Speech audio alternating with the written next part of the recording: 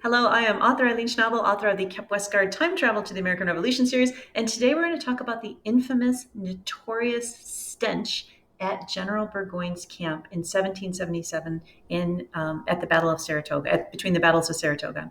So, what was going on? Well, Kep Westgard is a modern teen who travels to Burgoyne's camp and gets his first whiff of the smells. And we'll read. The wind shifted, and a sickening, throat-clogging smell engulfed them. Kep instinctively covered his nose with his sleeve.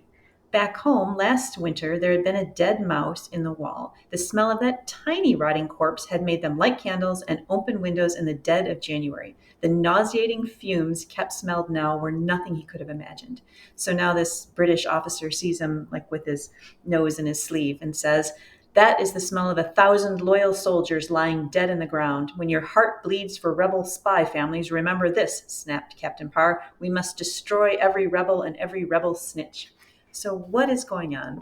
Well, after the First Battle of Saratoga, which is the Battle of Freeman's Farm, over 600 redcoats were killed.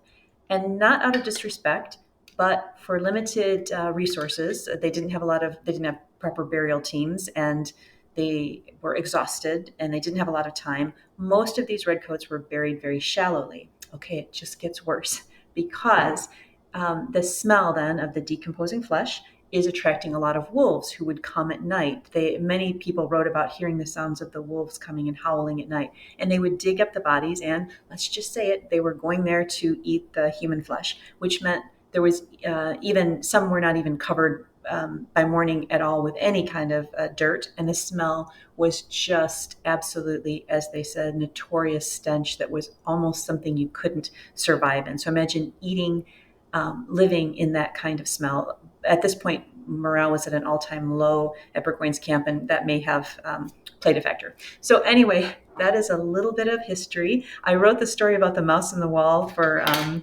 the Kep story because that had happened to us in Wisconsin. We had a mouse once that died, and we literally were opening windows and lighting candles. So when I had done the research about the smell at Saratoga, I thought, oh, I cannot even imagine. So anyway, thank you for traveling to the past with me a little bit today. Be glad you live in the 21st century. And today, as you walk around, if you smell something fabulous, like say some hyacinth or some perfume, be grateful. And thank you for traveling to the past with me, and I'll see you soon.